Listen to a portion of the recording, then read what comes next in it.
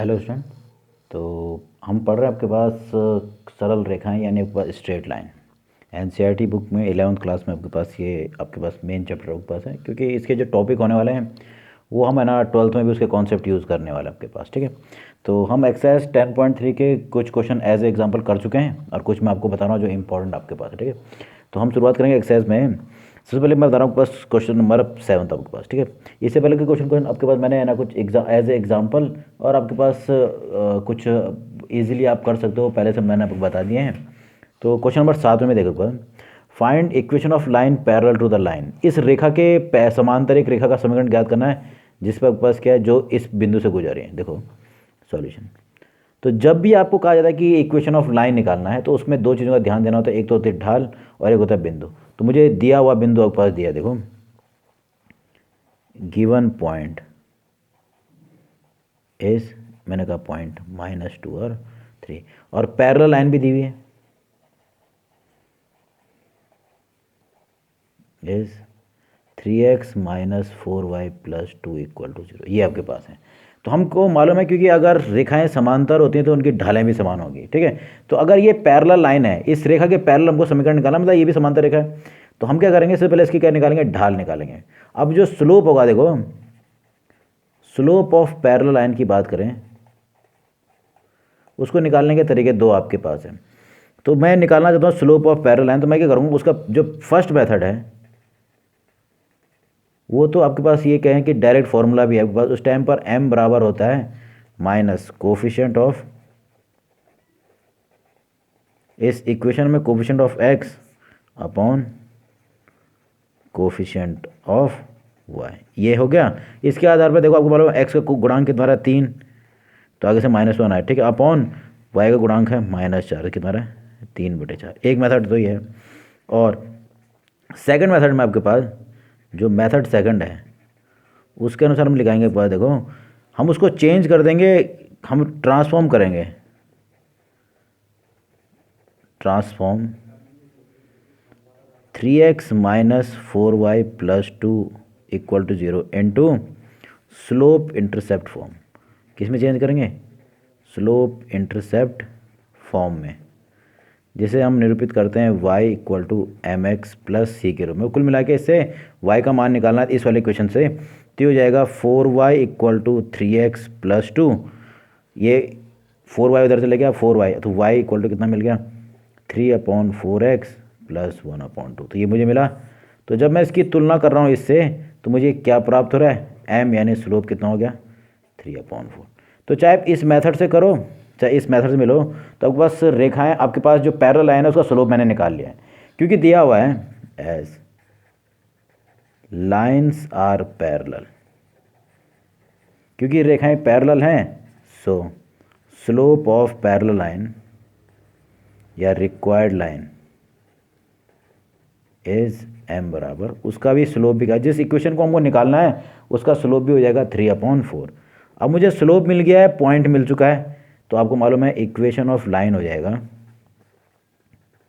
Equation of line आपके हिसाब से होता है y - y1 = m × x - x1। तो पॉइंट ये हो गया x1 y1 और ये स्लोप है 3/4, तो हो जा रहा है y - y1 है 3 = 3/4, और x -2 है तो कितना हो जाएगा, +2। तो सिंप्लीफाई करते हैं, ये गुणा इधर हो जाएगा, तो बस प्राप्त हो रहा है 4y - 12 = 3x और साथ में +6। तो इनको एक ही पक्ष में लेके आपके पास मिल जाएगा 3x - 4y, इसको इधर ले आ रहा हूँ तो ये भी इधर आके प्लस हो जाएगा, +18 = 0। तो ये है उस रेखा का समीकरण जो इस दी हुई रेखा के समांतर भी है और साथ में आपके पास क्या है, इस पॉइंट से गुजर रही है। अब ध्यान दीजिए, रेखाएं समांतर होते हैं तो उनमें x और y के गुणांक समान आते हैं, देखिए सेम आ रहा है जो लाइन आपके पास है। ठीक है, और अगर लंब होते हैं तो लंब वाले केस में आपके पास होता है क्या, उनके ढालों का गुणनफल क्या होता है, -1 होता है, तो उसकी मदद से हम ढाल को निकाल सकते हैं आपके पास। ठीक, तो ये था आपके पास इक्वेशन ऑफ लाइन, जब आपके पास एक पॉइंट दिया हुआ है जिस पर वो जिससे वो गुजर रही है और समांतर रेखा दी हुई है आपके पास। ठीक, अब आपके पास है क्वेश्चन नंबर 9, जिसमें हमें दो रेखाएं दी हुई हैं और उनके बीच का कोण हमें निकालना है। क्या निकालना है, कोण निकालना है। तो कोण का जो फॉर्मूला है वो ढालों पर आधारित है। तो ढाल निकालने के तरीके मैंने आपको इससे पहले भी दो बता दिए हैं। एक तो वही कि x का गुणांक माइनस x का गुणांक बटे y का गुणांक, उसको ये डायरेक्ट फॉर्मूला याद कर लो, या फिर दी हुई स्टैंडर्ड रूप को आप किस में चेंज कर दो, ढाल अंतर्गण, मैं उसी का यूज़ करूँ। देखो तो सबसे पहले equation of lines are, L1 है ये पहली रेखा 3x√3x plus y equal to 1, और L2 है x plus √3y equal to 1। ये दोनों वो लाइन आपके पास दी हुई है। तो मैं इसको ट्रांसफॉर्म कर रहा हूँ, transform into slope intercept form. किसमें चेंज करेंगे, ढाल अंतःखंड रूप जिसका मानक रूप था y बराबर mx प्लस c, या सिंपली मैं भी ये भी बताऊँ कि आप इससे y का मान निकाल लीजिए।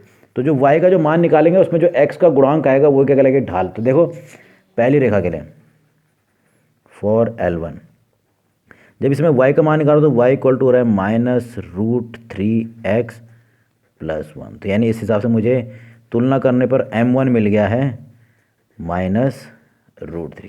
तो मुझे पहली रेखा की ढाल मिल गई। इसी प्रकार सिमिलरली फॉर L2 के लिए देखिए, इससे जब मैं y का मान निकालूं तो y इक्वल टू हो जाएगा -1/√3x प्लस 1/√3। तो m2 प्राप्त हो जा रहा है -1/√3। तो मैंने दोनों रेखाओं की ढाल निकाल ली है। तो रेखाओं के बीच जो कोण न्यून कोण थीटा, उसके लिए फॉर्मूला देखो, देन एंगल बिटवीन लाइंस इस फॉर्मूला था tan थीटा। यदि tan, ये थीटा क्या है, न्यू। अब क्योंकि मालूम है कि जब भी दो रेखाएं इंटरसेक्ट होती हैं दो प्रकार के कोण बनते हैं, एक थीटा तो एक पाई माइनस थीटा। तो थीटा अगर न्यून कोण है तो फॉर्मूले में हो जाएगा mod m2 minus m1 upon 1 plus m1 m2। अब क्योंकि वैल्यू तो मैंने निकाल ली है तो इस हिसाब से हो जाएगा m2 मतलब -1/√3 माइनस, और m1 है माइनस माइनस का प्लस √3 अपॉन 1 प्लस m1 आपके पास था -√3 इंटू -1/√3। तो यहाँ पर तो √3 से √3 कैंसिल, माइनस माइनस का प्लस 1।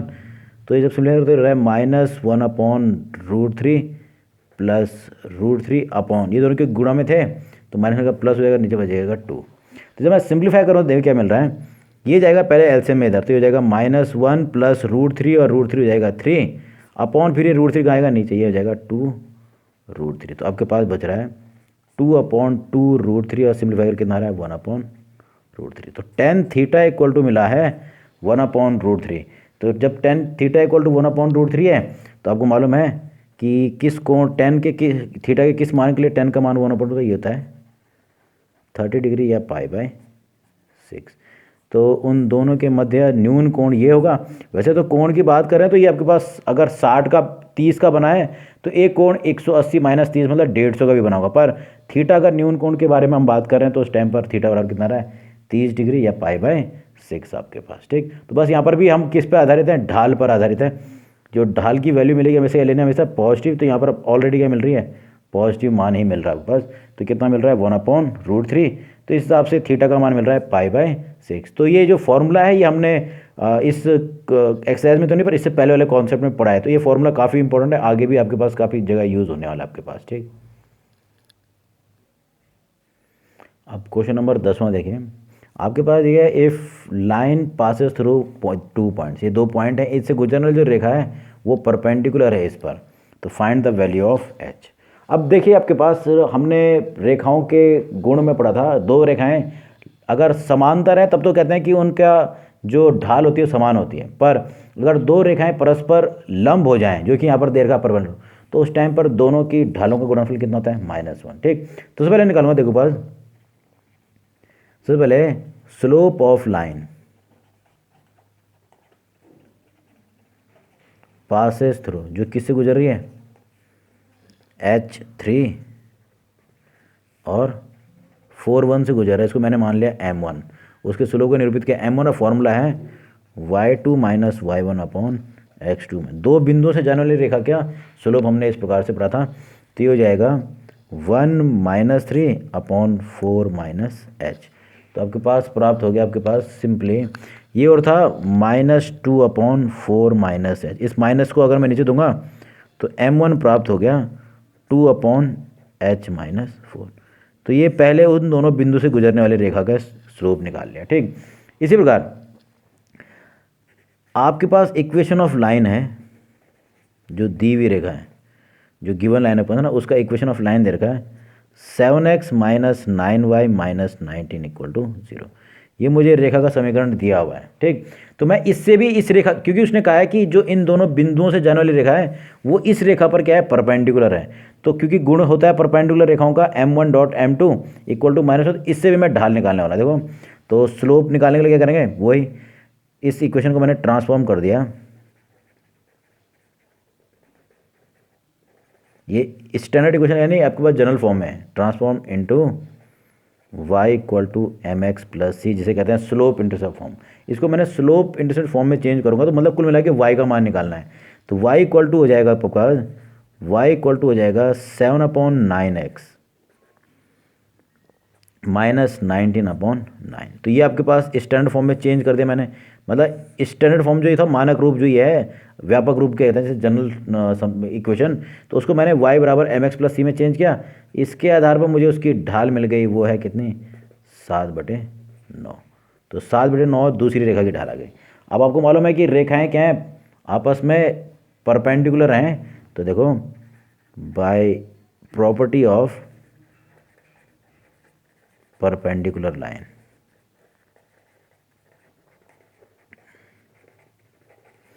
यानी आपके पास लंब रेखाओं के गुण के अनुसार फॉर्मूला था m1.m2 = क्या होता है, -1। तो m1 मुझे मिला हुआ है, ये है 2/h-4 इंटू ये है 7/9 = -1। तो सिंप्लीफाई कर रहा तो ये हो रहा है आपके पास 14, तो ये होगा और ये गुणा होकर उधर चला जाएगा। 14 = -9 गुणा ये होगा तो -9h + 9 × 36। तो जब मैं सिंप्लीफाई कर रहा हूँ तो आपके पास इससे इजीली आपके पास देखो 9h = मिल रहा है 36 - 14 यानी 22। तो h का मान मिल रहा है 22/9। तो ये इजीली हमने h का मान इससे कैलकुलेट कर लिया। बस आपको थोड़ा ध्यान देना है कि रेखाएं समांतर हैं तो गुण क्या होता है, और रेखाएं लंब है तो गुण क्या। अगर केस होता कि रेखाएं समांतर हैं तो सीधे सीधे ये बराबर ये ले लेना था आपके पास, क्योंकि दोनों की ढालें क्या होनी चाहिए, समान। और यहाँ पर लंब का केस है तो दोनों की ढालों का गुणनफल बराबर -1। ठीक, और अगर मैंने क्या कहा, केस अगर समांतर रेखाओं का होता तो m1 बराबर क्या होता है m2, तो उससे डायरेक्ट इन दोनों को इक्वल लेके उसको सिंप्लीफाई करके आपके पास h का मान ज्ञात कर रहे हैं आपके पास। ठीक, अब आपके पास क्वेश्चन नंबर 13 देखिए, find the equation of line which bisect the line joining point C A. ये दो पॉइंट को जोड़ने वाली रेखा को, इन दोनों पॉइंटों को जोड़ने वाली जो रेखा है उसको क्या कर रही है, वो रेखा बाइसेक्ट कर रही है, पर कैसे, परपेंडिकुलरली, मतलब लंब द्विभाजक करने वाली है, लंब सम द्विभाजक आपके पास। ठीक है, मतलब बाइसेक्ट तो कर रहे हैं, मतलब सम द्विभाजक तो बन रही है, पर कैसे, परपेंडिकुलरली, मतलब लंबवत। मतलब कंडीशन ये है, देखिए मैंने कहा इन दो बिंदुओं को मिलाने वाले ये जो पॉइंट है 3, 4 और -1, 2, ये रफ फिगर है, तो कंफ्यूज मत होना कि यहाँ पॉजिटिव यहाँ नेगेटिव कैसे आ गया। ठीक है, पर केवल रफ फिगर आपके पास। ठीक है, तो ये आपके पास है दो पॉइंटों को मिलाने वाली रेखा, उस रेखा का समीकरण ज्ञात करना है जो इस पे परपेंडिकुलर तो है, मतलब इसको बाइसेक्ट कर रही है। बाइसेक्ट मतलब दो बराबर भागों में, ये भाग इसके बराबर है। ठीक, और साथ में क्या है, परपेंडिकुलर भी है। तो इस रेखा L का समीकरण ज्ञात करना आपके पास। ठीक है, तो मैंने आपको बताया था जब भी किसी लाइन का इक्वेशन निकालना होता है तो हमेशा दो चीज़ों की आवश्यकता है। इस रेखा का L का निकाला ना, तो उसके लिए मुझे दो चीज़ों की आवश्यकता है, एक तो इसकी ढाल और साथ में इस पर स्थित एक बिंदु। तो ये बिंदु जो है मैंने कहा पॉइंट P, जो कि मध्य बिंदु भी कहलाएगा इसका। ठीक है, तो ये जो P पॉइंट है उस पर आपके वो क्या कहलाएगा, इसका ये आपके पास इस रेखा पर भी स्थित है। और ढाल कैसे निकालेंगे, हमको मालूम है इन दोनों को बिंदुओं को मिलाने वाली रेखा की ढाल कैसे निकालते हैं। ठीक है, तो देखो सबसे पहले देखिए आपके पास, मुझे इस रेखा परपेंडिकुलर लाइन का इक्वेशन निकालना है। तो देखिए बस सबसे पहले मैंने मान लिया late perpendicular line,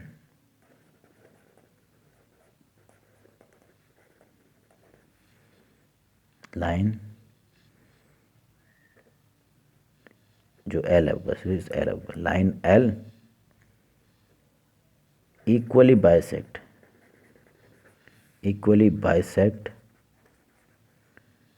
line joining 3 4, इसको मैंने मान लिया पॉइंट ए और पॉइंट बी -1 और 2।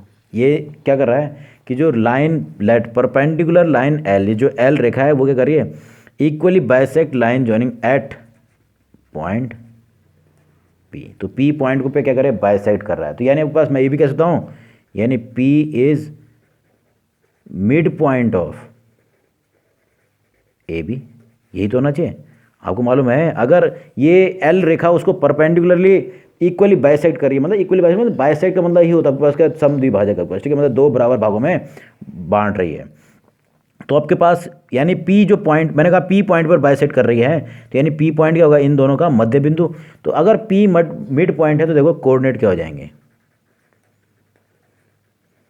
Coordinate of P R. आपको मालूम है आपने 10th में पढ़ा है, तो उस हिसाब से हो जाएगा, उसके कोऑर्डिनेट हो जाएंगे 3 + -1/2 और 4 + 2/2।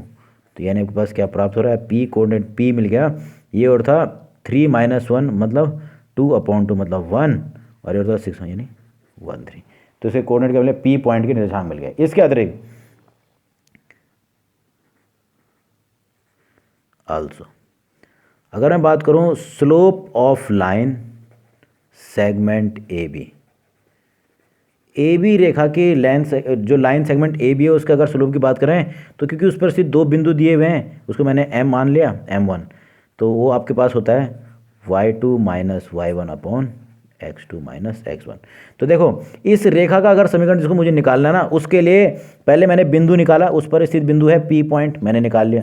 अब मैं उसकी ढाल निकालूंगा कैसे, क्योंकि ये परपेंडिकुलर है इस रेखा ए बी पर, तो यानी आपके पास इस रेखा की जो ढाल है उसका गुणनफल और इस परपेंडिकुलर जो लाइन है जो हमको निकालनी है उसका ढालों का गुणनफल कितना होता है, -1।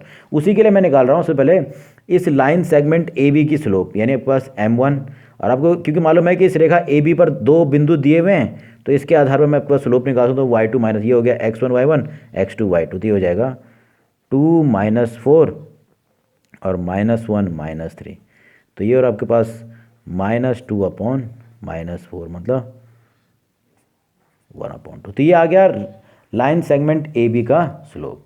तो अगर लाइन सेगमेंट ए बी का स्लोप है 1/2, तो देखो अब हम उसका क्या निकालेंगे, स्लोप ऑफ रिक्वायर्ड लाइन। तो slope of line segment A B मुझे मिल गया है। देखो आपके पास if slope of perpendicular line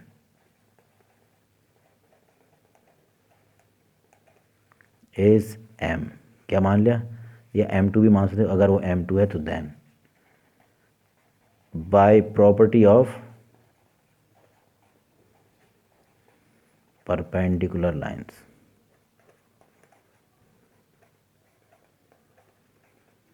हमें मालूम है परपेंडिकुलर लाइन के गुण के अनुसार आपके पास गुण है m1.m2, यानी दोनों का गुणनफल कितना होता है, -1, यानी m1 है 1/2 m2 = -1, तो इससे मुझे प्राप्त हो रहा है m2 = -2। अब ये आपके पास आपने उसका स्लोप भी निकाल दिया और पॉइंट भी देखो आपके पास मिला हुआ है, पॉइंट तो मिल गया है P, वो आपके पास प्राप्त होता है 1 3, और आपने स्लोप निकाला है m2 = -2। तो ये दोनों चीज़ मैंने फाइंड आउट कर दी है। तो इक्वेशन ऑफ परपेंडिकुलर लाइन क्या होगा, देखो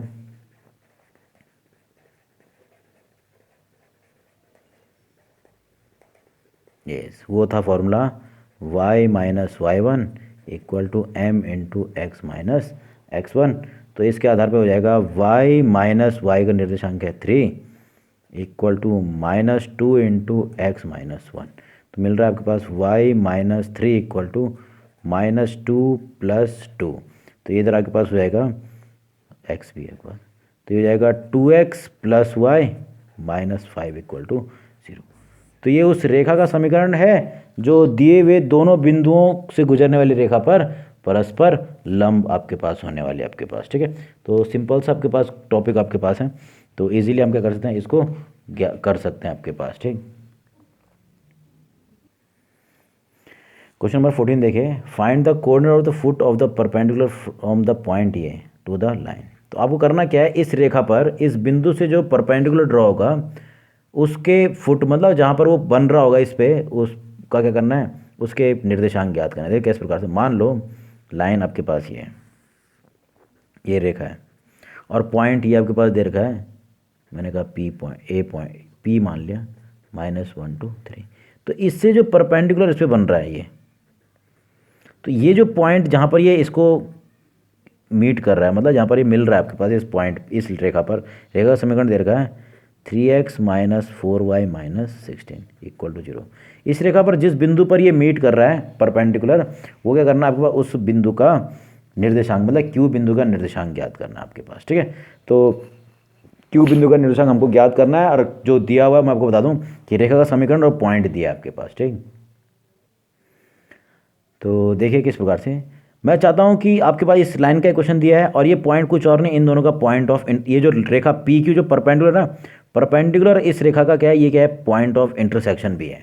तो मैं अगर इस रेखा पी क्यू को निकाल लूँ तो मैं दो रेखाओं का पॉइंट ऑफ इंटरसेक्शन तो इजीली निकाल सकता हूँ। तो मैं वही करने वाला हूँ कि इस पॉइंट, इस पी क्यू रेखा को मैं कैलकुलेट करने वाला हूँ, मतलब उसके इक्वेशन में निकालना हूँ। तो देखो सबसे पहले इक्वेशन ऑफ गिवन लाइन, दी हुई रेखा का समीकरण आपके पास है 3x - 4y - 16 = 0। इससे मैं चाहता हूँ कि पहले, सबसे पहले इस रेखा की ढाल निकाली जाए। देखो स्लोप के लिए मैंने इसको चेंज किया, transform into slope intercept form. किसमें चेंज करना है, ढाल अंतखंड रूप में, और वो है y = mx + c। इसको चेंज कर देना है। तो जैसे ही मैं इसको इस रूप में चेंज करूँ तो y सिंपली मिलेगा, देखो सिंपल है, 3y 4y इधर जा रहा था तो 4 सबके नीचे आ जाएगा, तो ये हो जाएगा 3/4x और आपके पास -4, क्योंकि ये 16/4 आएगा, तो ये आपके पास चेंज हो गया। तो इसके आधार पर मुझे सीधे सीधे इस रेखा, जो दी हुई रेखा है उसका ढाल मिल गया है m1 = कितना है, 3/4। ये मुझे मिला, इस रेखा की ढाल निकालनी। अब मैं, क्योंकि मालूम है जो लाइन है एज पी क्यू, जो परपेंडिकुलर लाइन है,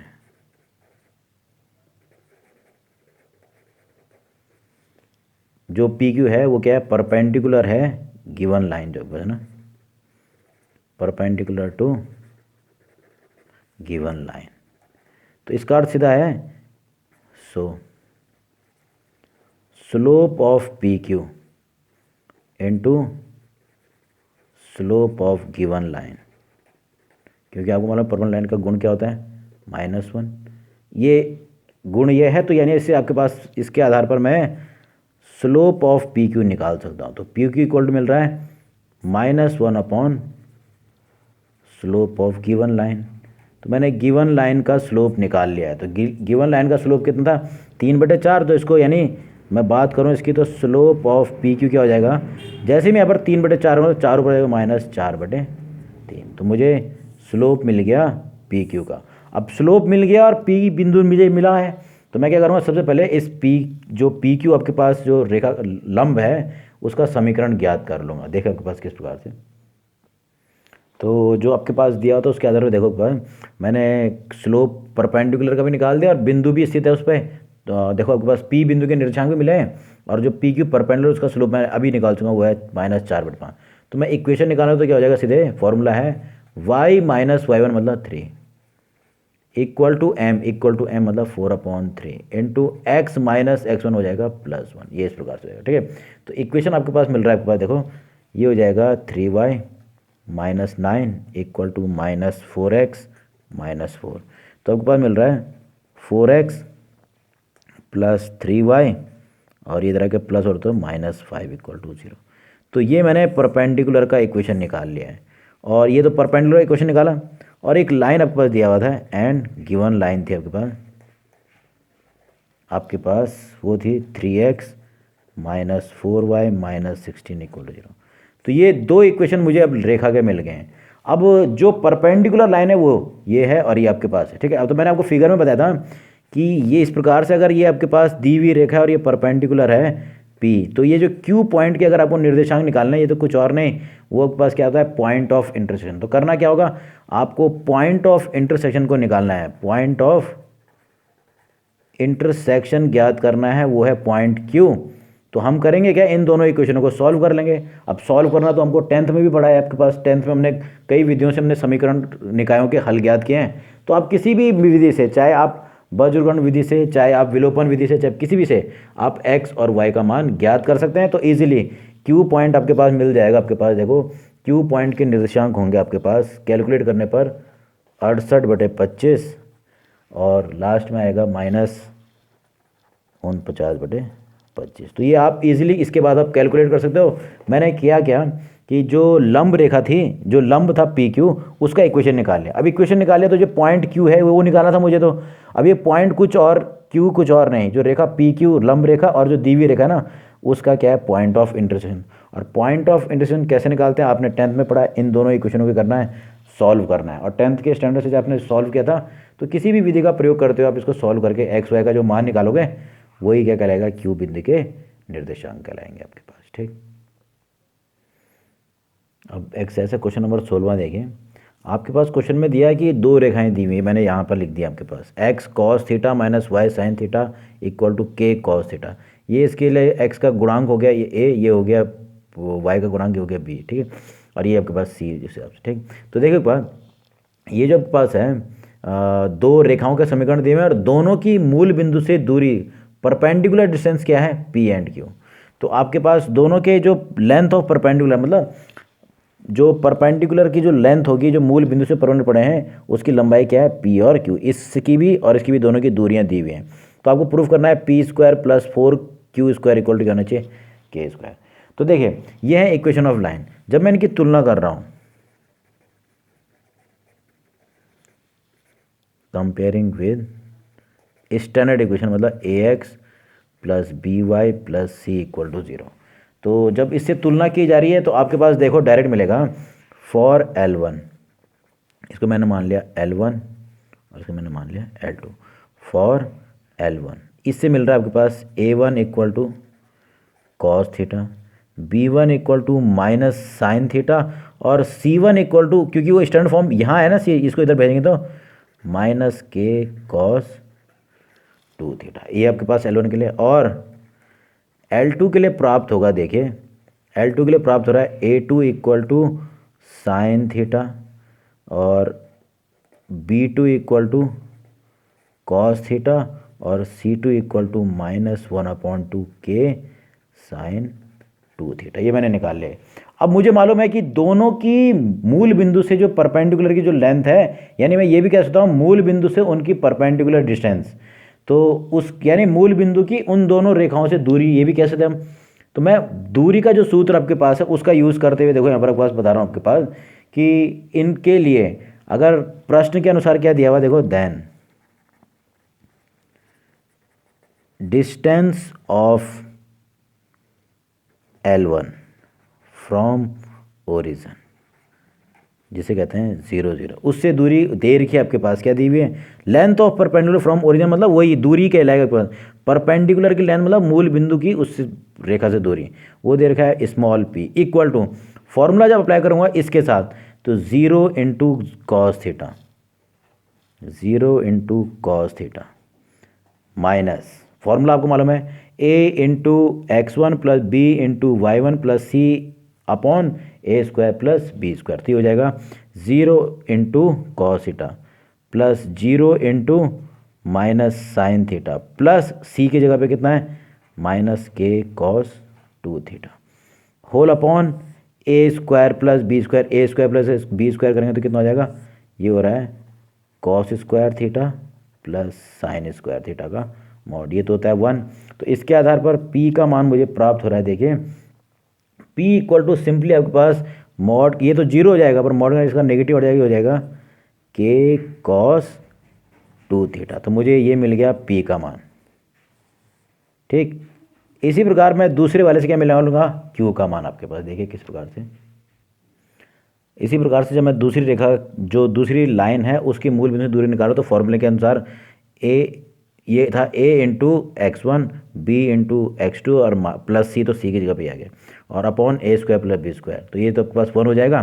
तो q इक्वल टू भी प्राप्त हो रहा है, ये हो रहा है 1/2 k साइन 2 थीटा, तो मैंने ये निकाल लिया। तो जो प्रूफ करना है उसका LHS देखे के बाद ना मैं निकालूंगा P square plus 4 times of की स्क्वायर।